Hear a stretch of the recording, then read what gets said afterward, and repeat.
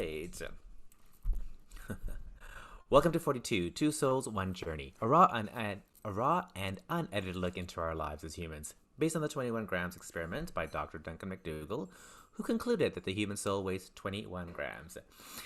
In this podcast, we will explore that no matter what our lives look like on paper, our souls journey similarly. In this episode, we're talking to the sexy Toronto Bollywood dancing queen, one of the founders of Rangeela Toronto, Toronto's only South Asian dance party, the kind, the gentle, the sexy, the ever-evolving. I'm deeming him the Vidya Balan from Dirty Picture of gay boys. Shazad Syed Hai, how are you, my friend? Good, how are you? That was a beautiful introduction, my goodness. Oh my god. Yeah. One of my favorite parts is to sort of write these introductions because I get to one, introduce who you are, and then two, how do I feel about you? And I think I don't know why Vidya Balan in Dirty Picture just suits you. You're cool, you're fun, you want to dance. It's just human with this larger than life presence online. But when people but even actually when people online get to know you, they're just like, oh my god, it's just like one of us. There's no unreachability with you. You're so accessible in so many ways. And I think that's how I feel about you. That means a lot. Yeah, no, it's being accessible is just so important. Just as connecting with people because we're all on the same level. You know what I mean? So, and it's lost my train of thought. Anyways, continue.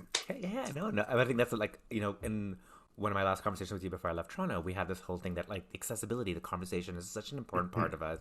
And for me, I'm super excited about this conversation because it's the first time in my life, not the first time in my life, but the first time in this podcast we get to talk about two gay brown Muslim boys sitting across from each other talking about sex, shame, drugs, addiction, and God. And I'm dying to put this content out in the world because I think it's important.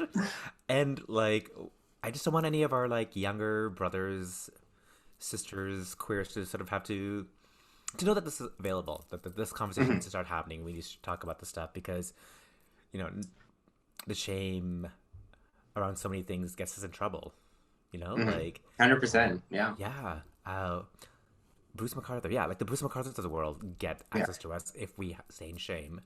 And really, I think we're just humans just journeying, and no matter who we are and where we are, let's try to take that layer away. And however we can, I would love to do it. And you, I feel the same way as well. Yeah, no, 100%. I'm really excited for this conversation. Me too. All right, so I was trying to remember the first time we met. And I can't. I'm trying to, I feel there's a moment, for me in life, there's this moment where I was in drag so much as Malika, and I met so many of these, some of the young new queers then.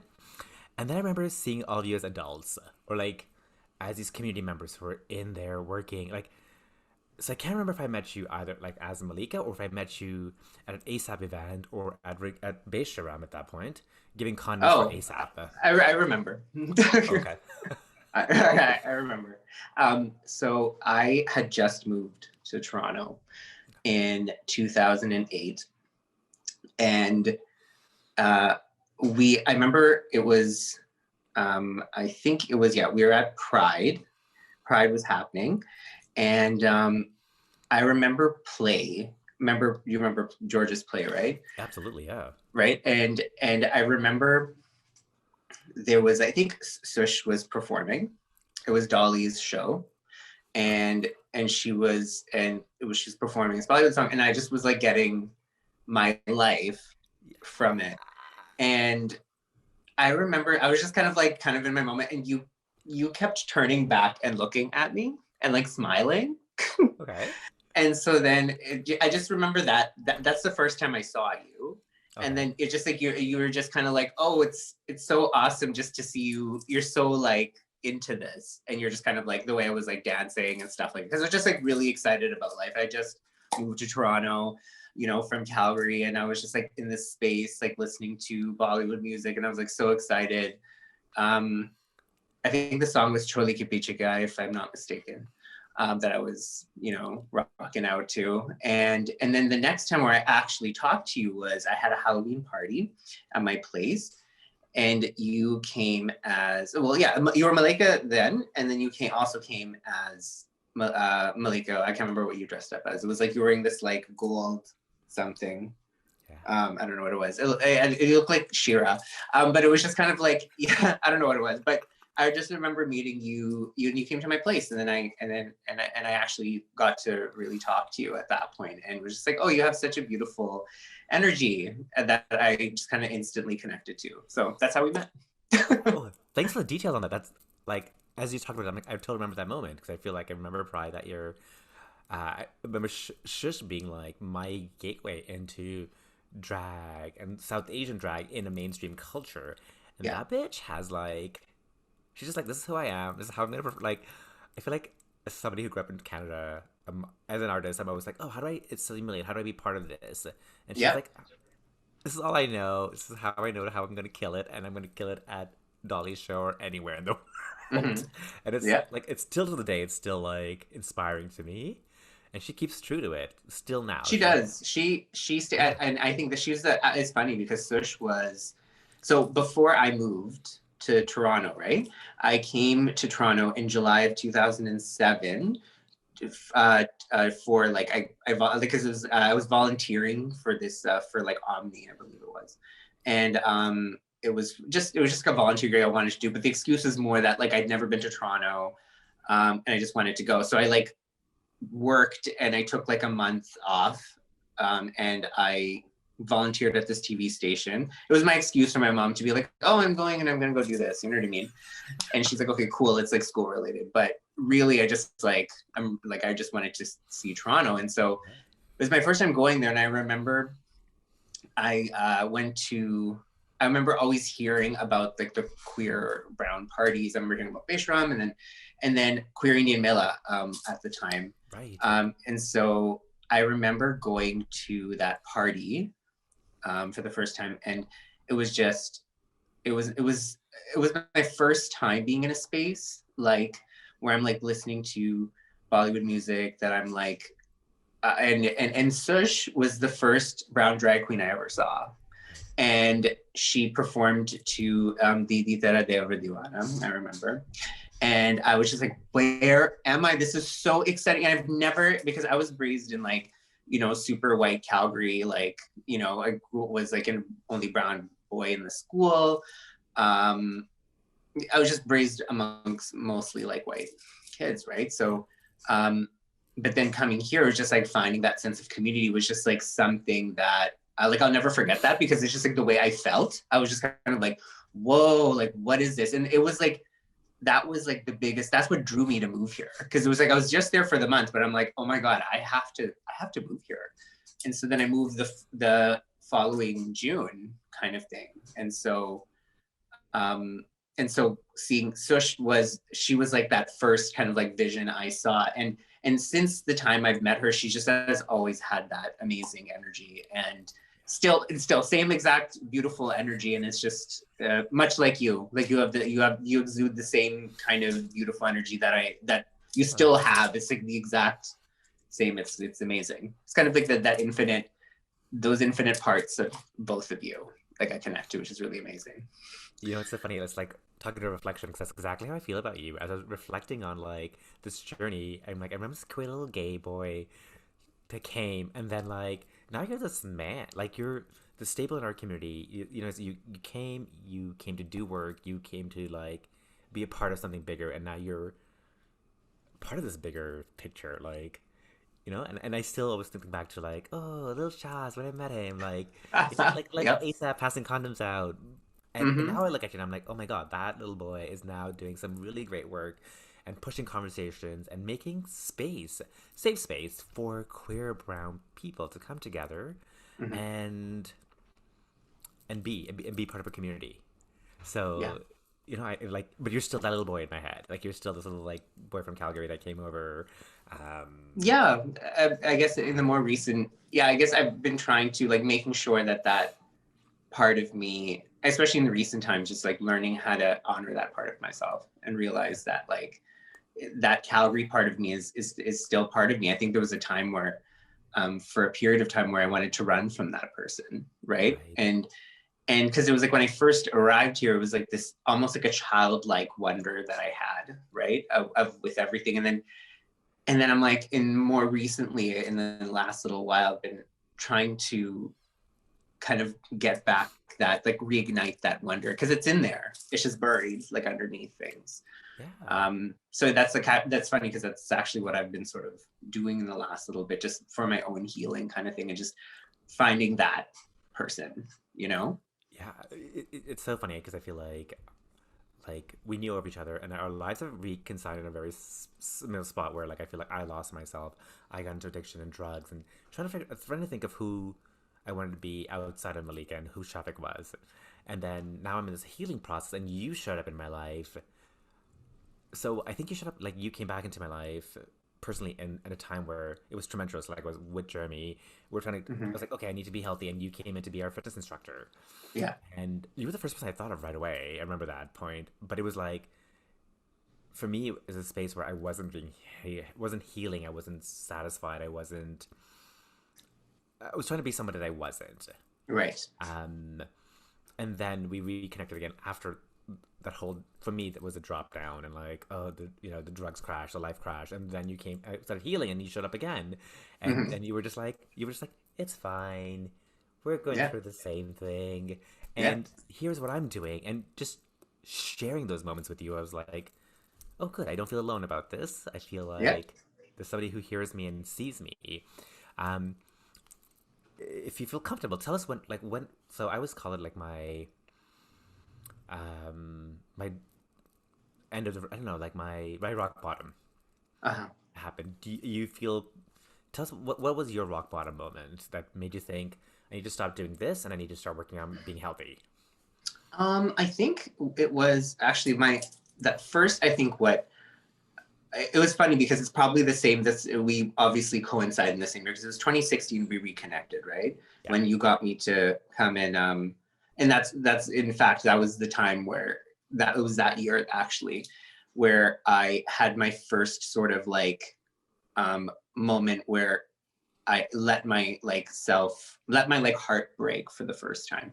It was just very much like the way I sort of was like living my life was very much, I was like in different relationships, but I was just like, I was always living for like other people. You know what I mean? And I found my validation, or my sense of worth, or my existence was validated through my relationships, right? And the thing was, like, it was getting to a point where like I wasn't figuring what I uniquely was about, you know? And so then it took like a whole bunch of different things. It was like the beginning of 2016. And I remember I had left ASAP. It was just like I left ASAP. I got into um, escorting like full time to explore like sex work and stuff like that. And then I remember my roommate at the time, Maharan, he moved out because he like got a house and stuff at that time. And then also in the same weekend, I got broken up with. Like, it was just over email, Oh. and so it was like all in one weekend. And I remember it was, yeah, it was like first couple of weeks of January, and I remember there was just this moment where I remember I just started to cry, but it was like I'd never like cried from pain before, because I always pushed my pain down. You know what I mean? I was very much like, I would be able to sort of go through a traumatic moment and then like, okay, that's happened. What's the next thing? And then you would like skip over all of this stuff, like all the processing, all of the pain and stuff, because it was just like I was conditioned that way. You know what I mean? Yeah. And so, and also like leading up to that moment, there was my kind of like substance use, like like picked up kind of thing. Like it was just like I think in that fall, previously of 2015, it was just like it was such a transitional time, because I just got into this relationship and I like was like on a leave from ASAP, and it was just like all these changes, and I wasn't really realizing. I'm learning this now, but wasn't really realizing that I you can't move through life altering or traumatic experiences and just like skip. just like go and just like do that. And I realized that's what I've been doing my entire life, right? And so then that, I remember that was kind of an intense time. And then during that fall, it was very much like my cocaine use went up. I was just like, I realized that I was using it so much to feel stuff, right? Yeah. And also that year was like sort of, and it didn't, I mean, I did it like a little bit, was crystal meth also happened that year as well. It's the first time I was kind of introduced to it. And so like those two substances were kind of like there, not so much meth at the time, but it was just more like cocaine and stuff that was like coming in. Yeah. But it was I remember that was happening. And so then it just came to this big kind of like crash at the beginning of the year. And I'd never sat in my own pain before. But it was such a great experience because it just broke me open for the first time. And it forced me to learn about spirituality, like what spirituality means to me, and has been an anchor for me since that time. And also like what do I like what am I about, like when I hang out with myself, what do I do? Because I didn't know how to do that at the time, but like all of that forced me to learn how to hang out with myself and all this kind of stuff. And yeah, and so then that it was that moment, I remember that was like that first moment where I was like kind of broken open for the first time, I guess if you call that sort of like rock bottom at that time. And I think we hit different valleys or rock bottoms, but it's just kind of like how you sort of like move through it and understand why it was the bottom and why, and that's usually where all the magic sort of happens. It's in those moments, right? Because you summon this strength within you and you're like, oh, I have this within me. Anyways, I hope that all made sense. I can't remember if I know I was talking a lot, so you nailed it. First of all, okay. No need to apologize. It was amazing. Yeah, I think I love when we're not using rock bottom. I love this broken open concept. Like you really have to break open to be able to sort of feel some of that stuff to come in. Yeah. And I'm really like so I come from a very like brown Muslim boy family, right? So all the men in my family are like, this is what we do, this is how we do it, no emotions. And being the queer kid, also not recognizing till later on that I was gay, but I was always like, okay, this is the model I have to follow. So I can have all these emotions, I can do all these things, but I can't, like, we used to make my little sister cry. Like, we used to play games with her, force her to cry, and then make her go cry in the bathroom because, even though she's a girl, we just weren't, like, Kamanis don't cry out in public. This is the force we show, but then we can go and hide. But then, through that process, we don't know how to talk about our feelings. We don't know how to express our feelings. For me, I think the same sort of, like, the same idea where, like, I was conditioned, I was taught that feelings aren't important. You just have to move forward. This is what you need to do. And I agree. I think for our parents' generation, yes, of course, like, as immigrants to Canada, like, they're navigating into something like, we don't have time for the emotions. But if they catch up, like, as for me, they caught up with me, and they caught up in such a hard way. Yeah. But they did break me open and allowed so much more nice light, like, yeah, new light, but I also like a light that was connecting me back to my childhood. Like, it wasn't as if that light wasn't there. I just buried it under levels of not dealing. Yeah, levels of not dealing. Exactly. Yeah. Yeah. I mean, is that? Tell me about little Shazad as a kid. Like, what did growing up in Calgary? What were some of the things that you, if you look back and reflect, contributed to what would allow you not to deal with some of the stuff, like allow you to, or not allow you to deal with the emotions? So you're asking me like as like what was I like as a kid kind of thing, or like Yeah. what? What were you as a kid, yeah, let's start with what were you as a kid, and then we'll build from Okay.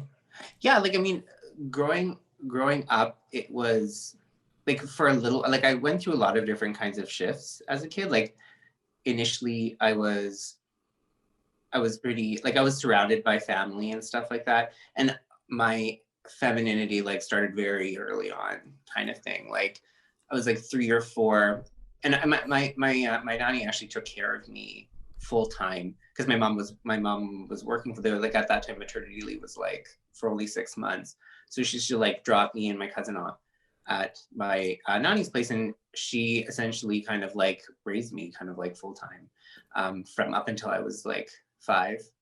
And so at her home, I remember there was like, I remember wearing like, my aunt had this like white like dress thing that like when you twirled in it, it like opened up, and I was just like so excited about it, right? And so I used to put this white dress on, and my cousin used to put on this orange dress, and I remember I would be like, we would like twirl in the living room, and also be, I would be very like, I would gravitate towards like these to like, we had this like Bollywood tape which had like all like mudras and kawalis on it, and so then you have like my first exposure to like all of like the jewelry of, you know, of like the wives and all of that kind of vibe, and I just was mesmerized by this video of like all of these different kinds of things. And what I remember very about that time that was interesting was, um, at that time I was actually allowed to do that, because I was at my nanny's place, and I have a memory of that, and it was never a memory of like her ever stopping me. I just was having this really good time twirling. I just remember that, but I remember she let me do it, and it was just like, and then later on I remember hearing about like my dad would get really annoyed with it, but then my nanny was very much like, oh look, but it makes them happy, you know what I mean? And so, and I mean, obviously at some point that was stopped in me, but I remember like that very early on, that was sort of like happening, and I was like, I was very sensitive. I was very like, I was very close to my like cousins and my aunts and like all this kind of stuff. Um, and then, yeah, and then there was a lot of moves that happened sort of like as a kid. And so then it just change. I had a lot of very big kind of like dramatic changes that sort of happened. And so I think that's where sort of, from leaving, because I was like living in like, in St. Albert, which is just outside of Edmonton, and that's where I was born and lived there up until I was 6, and I was like raised by like my grandmother, and then we moved to Calgary, and then it was just like I was alone. Right. And then it was like, that was really intense, and having to sort of like go through like that, and then my parents like splitting up, and then when I was about 12, and then my family just completely like splitting up. I started very much with surrounded by family, and then all of a sudden everybody just got like, was in their trauma, and then got like all split up. And I think through those times, because like my mom was also dealing with depression when it happened, so I had to grow up very quickly. And then what ended up happening is just like I learned it, like kind of was like speaking about earlier, was so many things happened, and it was, whether it was with my dad or mom and everything, that you would just move on from it. You're like, okay, well, I don't have time or an option to be sad or angry or express myself in this way. You just learned the way I coped and survived was just kind of like, okay, well, it's over. Okay, so I can't see my grandmother now because my grandfather hates me. So I guess I just have to move on with life. You just kind of, there's nothing else. So I learned how to do that. And that pattern is something that I think I broke in 2016, because it's from there I was able to sort of, I broke that. And then still like now, especially with the pandemic, now I'm just like really doing that. It's pushed me like into that internal work, because I still have that pattern. I'm now learning how to go sort of like deeper and how to, in healing it, kind of thing. But thanks for sharing that. Like, what I love about it is that it's a visual of what it is like to be in to be in a safe space with the people you love, letting you be who you are, and then that being disrupted, and then now you're in this new space where then you have to, you're a child, like there's a wisdom that comes as we get older. But as a child, you're like, great, like this is my safe space. Now it's shooken up. Our parents are just doing the best they can to figure out like they're also kids traveling, so they're trying to figure their own stuff out. But you're like, well, what do I do? And then you think you have to take on these adult behaviors because you have adults as your role models. Yep. And so we take those on. And then being queer, I think you come out a second time. Like you come out and you're like, oh, I have to be gay again. I wasn't allowed to be. I wasn't given a gay map when I was younger. And it's like, and you don't see those in your role models. And then you come out again. And then you're refiguring it out all over again. Like it's such a like Hmm. I mean, it's not like your it's our stories are similar. Our predecessor, our ancestor, our gay elders have the same story. You know, it's not. There's nothing we can do about it. We go through and we follow through with it. Yeah. What I love is where you are now, and you're saying, "Great, like this happened. I'm reprogramming some of my brain. I'm re-understanding Yeah. some of this stuff." Um, what I think, like, if you had to go back and talk to, like, let's to any other, like I mean, you now belong to a community. Why am I stuttering about my words? Focus. You now belong to a community where you have a voice to tell other queer people, you know, like, here's part of my story. Here's the things that I did. What is one of the things that you wish somebody would have told you to start earlier in life? um, Earlier in life, um,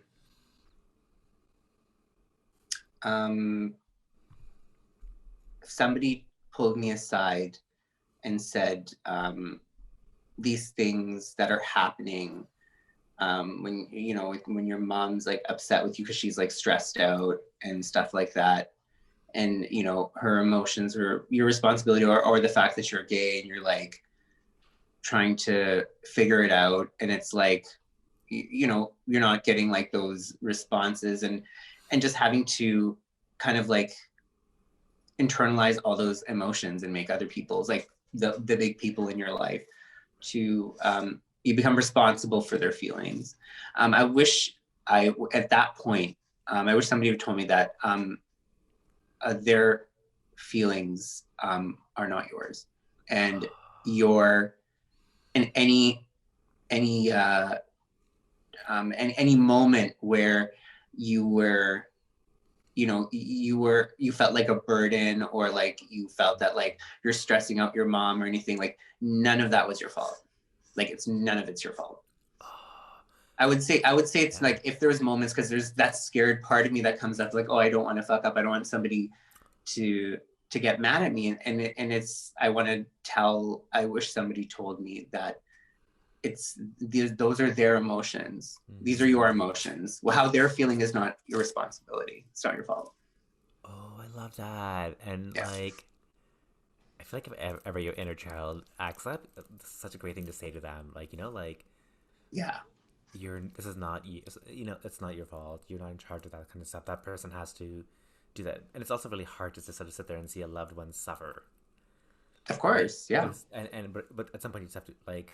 I think I just learned that lesson this year at the age of 29. No, at the age of 29. 43. Yeah.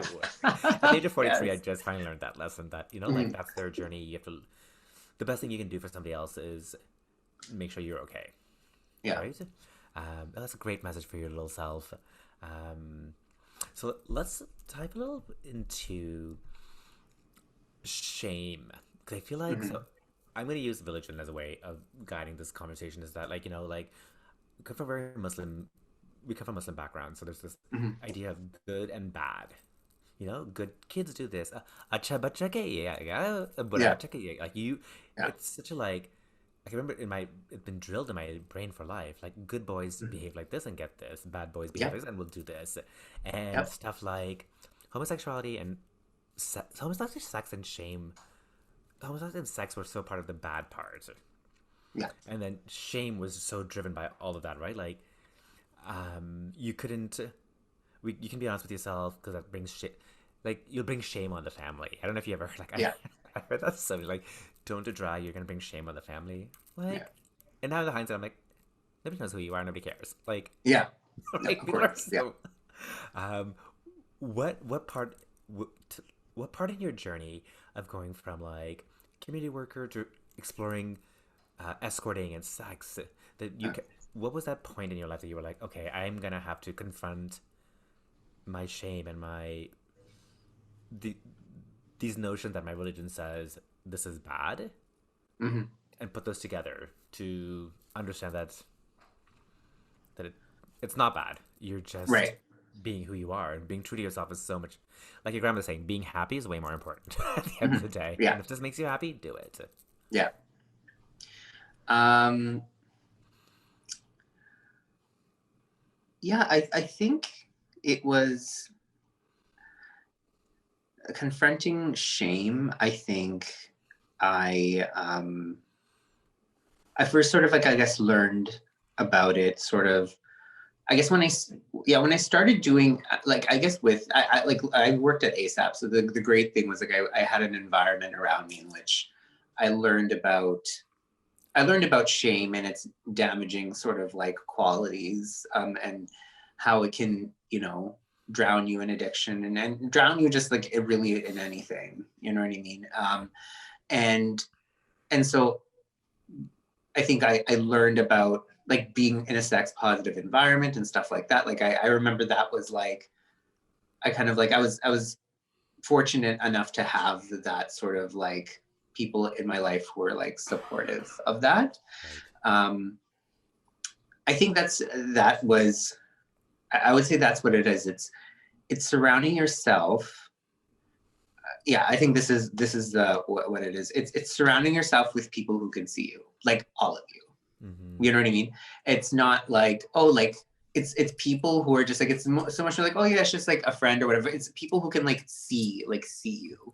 Like when you have people are gonna be like, yeah, I see you, like I get it. I'm like rooting for you, like there, and you like see them and you're rooting for them, and you know that like their growth, and the more them they become, Right. the more like amazing it is for you, because you're connected to them and they're connected to you. The more you are, the more them they are, or whatever. it's Yeah.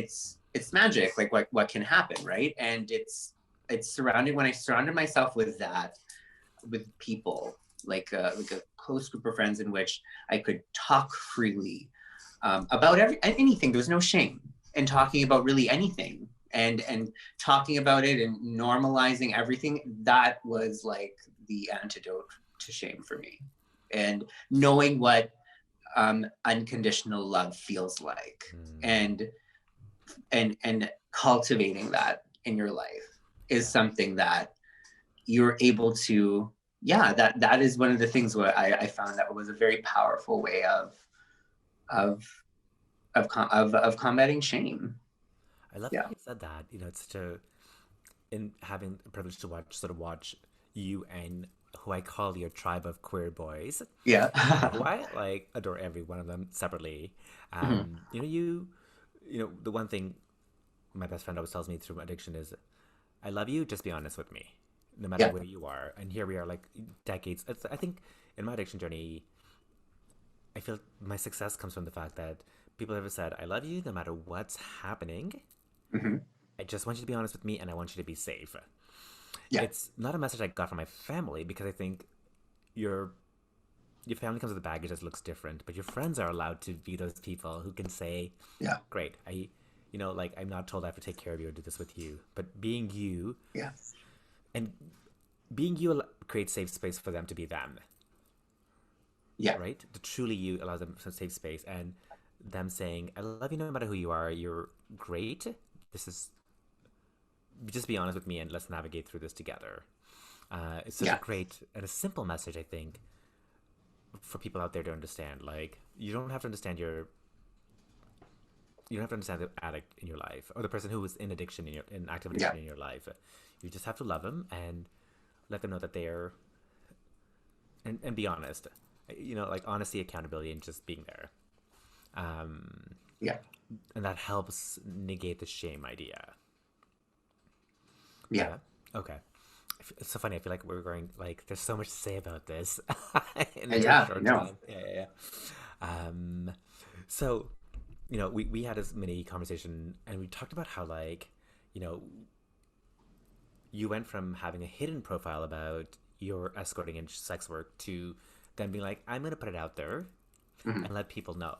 For me, the moment you said that, I was like, oh my god, I love it because it allowed me to be like, I want to explore this. I want to know everything about this world, and it feels like me. It's like I'm a performer. I love all this stuff. I love being naked. I love sex. I love all these Mhm. things, but I've been taught to hide in it or be shameful about it, which drove my addiction further.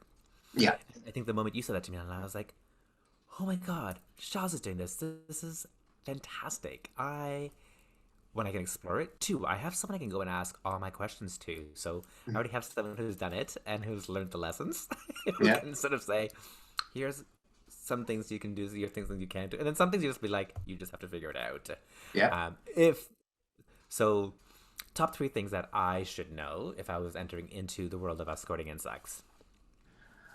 Um, I think, yeah. So I think number one is I think I said, I think the number one thing, which is having people around you who Right. know that you're doing it and know that you can talk about it and know that it's something that, I remember like telling them like, hey, I want to go see a client, and like message them, and then and then and then coming home from like, oh, like, how's your client, like, how's this, and then like, whatever, and then Yeah. it's just like another job. It's like just like another thing, and you just, when you have that around you, it's just easier to navigate it, and because of that, you're able to sort of, um, which leads into my next thing, helps you is trust your gut.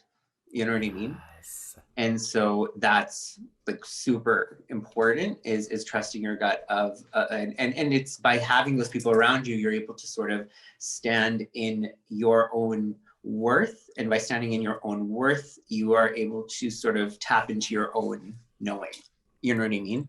And so like having those people around you, and then three, I would say, it's very important that if you are doing sex work, is to have your own, making sure that there's breaks in between, and there's times in which you have sex for yourself. That's because there's a difference between work sex, and there's a difference between sex for yourself.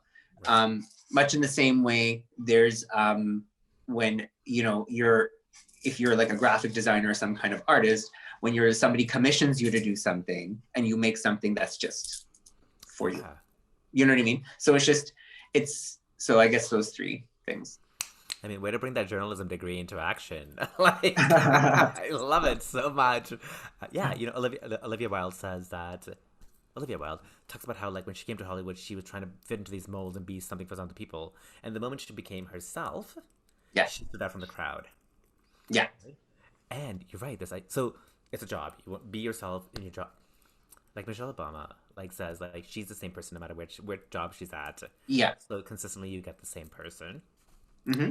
I love this idea that, yeah, like, have sex for yourself. Like, when you Yeah. That stop doing was, it yeah. for fun, Yeah. you hate what you're doing. Yeah, yeah. Like, all the time. Yeah, that's great advice. Yeah. Because it's like, because like the thing is, like, you have to, if you are helping people, um, you know, connect to their bodies and experience pleasure and intimacy, you gotta follow your own advice. You gotta do it for yourself too. I love it. I love it. And I love how you threw the graphic design part in because, Yeah. as a design, like, for me, I always think design's a way for me to create art, but then the moment I create for too many people, I don't create for myself. I become Yeah. a very, It becomes draining. yeah, yeah. It's kidding. So let's talk about how escorting and sex work is actually really, you're working with people and you're healing people. Like, there's a motion of, like, connection and Yeah. healing, and um what are one of the, like, what are one of the, let's top three. I love top three all the time. Top three lessons you Yeah. learned from clients that you've applied to your own healing. Um, Top three lessons that I learned from clients is is to um, is to trust your body. Okay. Trust your Yes. body. Um, and what I mean, and to expand on trusting your body, it means that understanding that, like, we have all these sort of like expectations of how we think sex and intimacy and stuff like that are supposed to be, right? But the thing is, it's just like, but your body moves in its own unique kind of way, and to sort of like trust its movement as it Right. sort of like receives pleasure and intimacy and stuff like that. It's trusting your body's movement, because we have so many, like I said, there's like all these expectations of what that's supposed to mean, and what it means to have sex, or whatever that means, kind of Right. thing. And I guess two would be um, is I guess, yeah, I think sort of coming off of that um, first one is leading into from trusting your body, understanding that sex and coming aren't like, it doesn't mean penetration and it doesn't mean coming. If you come, it doesn't mean that you have, that means like sex is complete or you have completed this thing. But it's just, but it's about, and or if you didn't have like penetration, like anal penetration or vaginal penetration, if you didn't have any of those things, that means you didn't have sex. And that's one of those things where like, it's not, because everybody, however they receive pleasure in their body, like it's sex is so many things. You know what I mean? It's whatever it means to you, whatever allows you to tap into that part of yourself to be able to express. And that way that's life-giving. You gotta like, yeah, I think that's just kind of like, I guess, piggyback stuff. So I'm just kind of just coming off, this is just coming off the top of my head. So, and then I would say, They're amazing, FYI. I love the way you're going with it. oh, yeah, awesome. Yeah. And then, As if that's our timer. I can't oops. even believe it. We're gonna go a little over because we have to. Tell us number 3. If you Okay, have number 3. Okay. Yeah. Okay, I have to think about. So number 3. Or we can so, stop at 2 if you don't have yeah. 3. Okay, so let me just give me like 30 seconds. Okay, the other, okay, so I'm just kind of like following with that. So like trust your body, you know, I guess open your mind about what sex sort of means, and every, I guess every, it doesn't matter what age, what your body looks like, whatever it is deserving of pleasure. You're not, I went through a big thing where like, you know, when I was go-go dancing and stuff like that, and going through that where like, you know, you have a certainly, you know, I competed in fitness competitions, you have a certain body, and stuff like that, where all of a sudden you feel like in order for you to receive pleasure, you have to look a certain way, or you have to do it, you know what I mean? Or you have to be a certain age, or you can't do this or whatever. And it's just like, you know, I just like threw out all of those things that put conditions on how to receive pleasure and intimacy. Yeah. Oh my gosh, Shaz, I love everything about this part because it's more about like you've taken this idea and what media's put out there and connected to what being a human being is about. Yes. And Yeah. you know, like I feel like in this situation, everyone deserves love, everyone deserves pleasure. They're sort of like they're a part of each other. Yeah.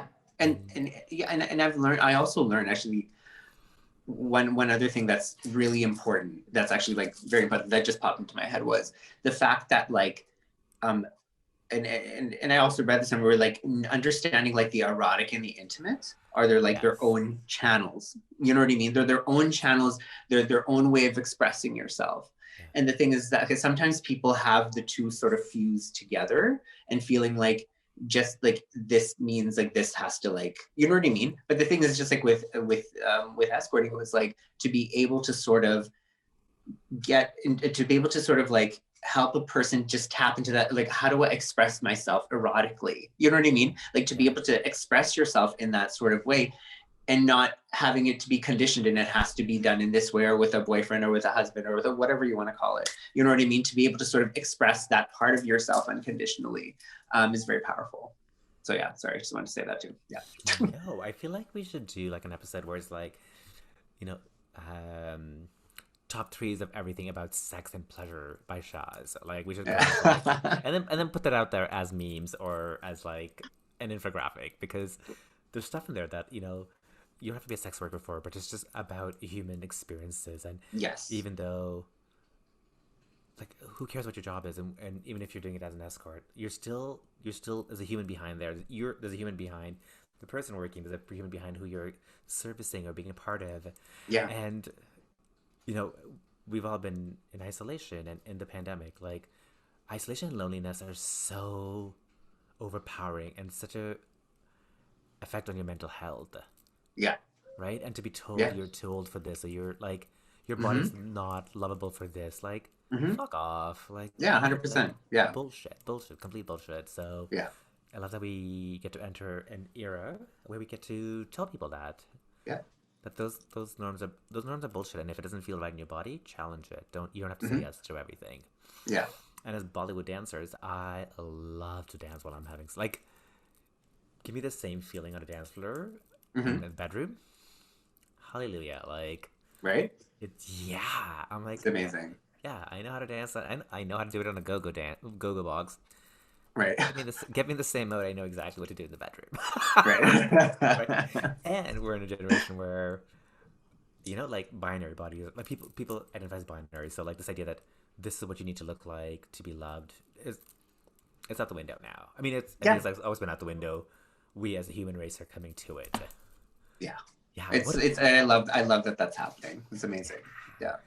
I love you for everything that you bring to the table. I love you for what you bring to conversations with me. I love to see and watch what you're doing in the global South Asian community. Thank you for taking your like. This is clearly not a finished conversation. We're going to continue. Of Uh, course. yeah, and yeah, I'm going to think of questions ahead of time. I'm going to send them to you, and I think we're going to continue this idea of two gay brown boys talking about sex, shame, and addiction, and take it forward a bit more because I would love to. I personally want to explore more of it because it makes me grow, and I Yeah. love watching you evolve and helping me evolve. So thank you for creating that safe space and having this conversation with me. Oh my God, thank you. Thank you for also holding that space because, in order for, you know, this conversation to happen, there's like it's like a co-creative experience. So thank you also for having that space, Oh my god, are we co-creating? This is so we kind of are. All right. So to wrap this up, I'm going to throw one word at you, and then you just Okay. throw one word that will let you relate to on the way back. Okay. Relate to it back. All right. It's like Uh, word association. You say something and I kind of like say Thank something. you for finally explaining. Yes, it's a word association game.